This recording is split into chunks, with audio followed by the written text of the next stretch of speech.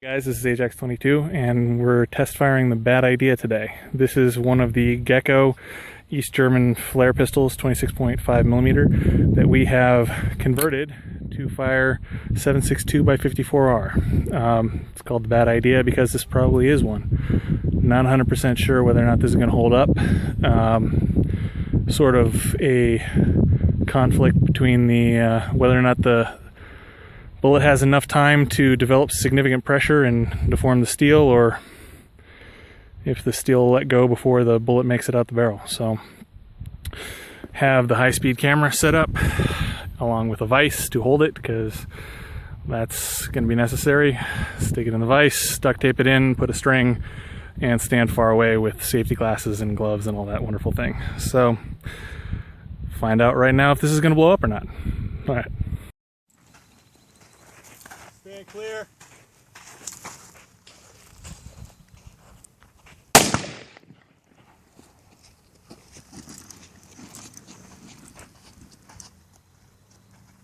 Wow, that was a bad idea.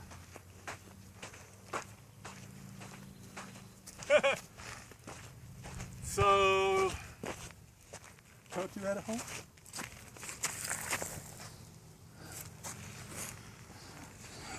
See what we got.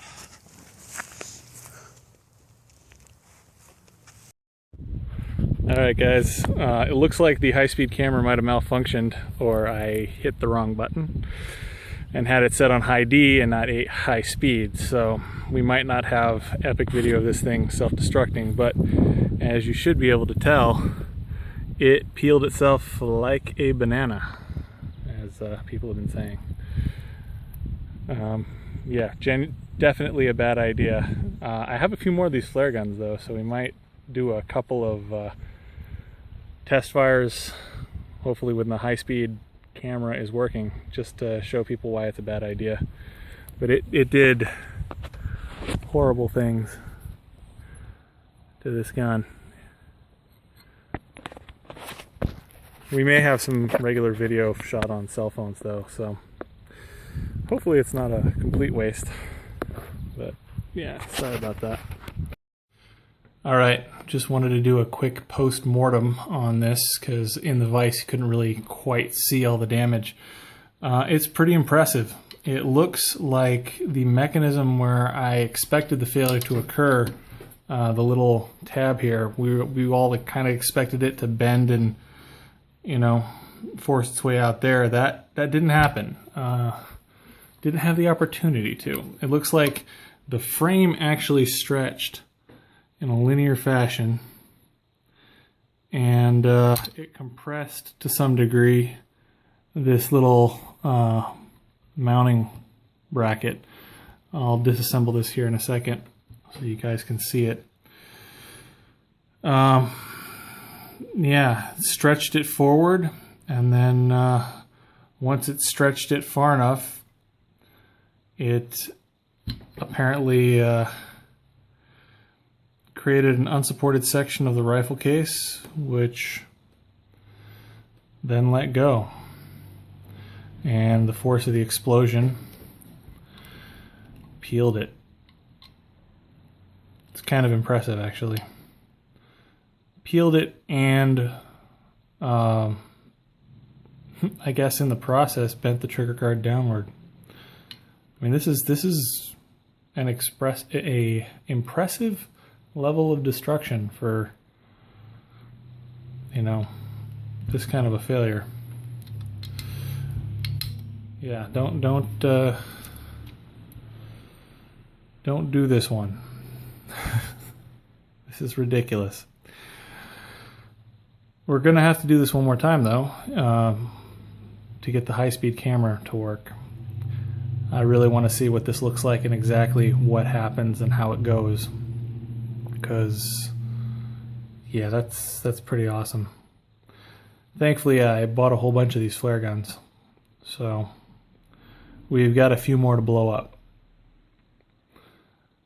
Does bear the question, what is the maximum cartridge that you can safely fire from these? Because it somewhere between .45 long Colt and 7.62 by 54R. Yeah, this is the only piece of the case that wasn't tiny, vaporized, or left in the chamber. It's still in there. Hard to make out. I really need to have a light. But yeah, it really let go. Surprised at the amount of destruction on the frame. Really expected it to deform the top of the barrel, slip out from under the little latch, lever itself up in the air, maybe bend up that arm, but I didn't expect it to. To almost cut the frame in half. Really glad I wasn't holding that one in my hand. Yeah. Anyway, that's where we're at. We'll have to redo the pin on the ejector. It got bent pretty good in the process. Just once that base of the cartridge let go, it bent it pretty significantly. So have to redo that, and yeah, transfer it into another flare gun. I'll disassemble the barrel here, knock this pin out, pull this out, see if there's any other damage that we're not seeing. But yeah, let me do that real quick. All right, got her apart. Nothing terribly surprising.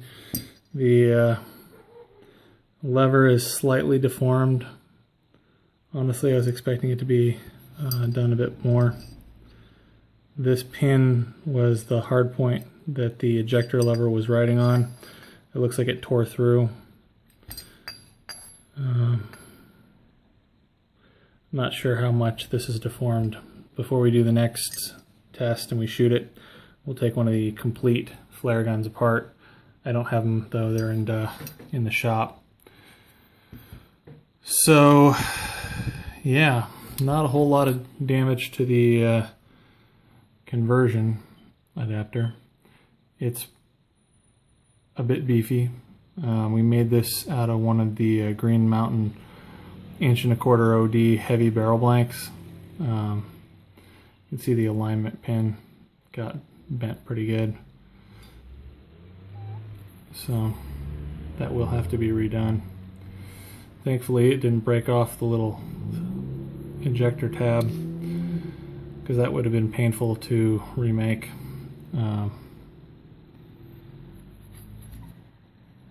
Yeah. Well, the whole thing smells like unburnt powder though. We were expecting a much larger boom and fireball, but it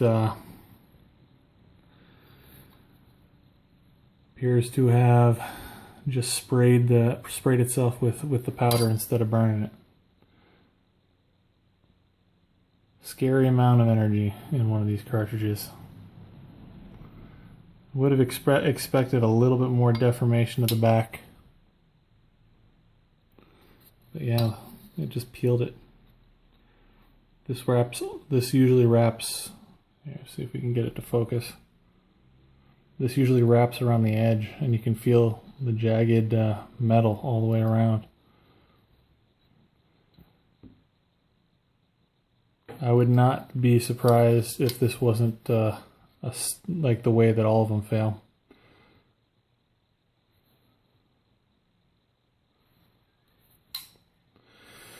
Oh well. It was a bad idea. Have to do it again sometime. Alright guys, have a good one.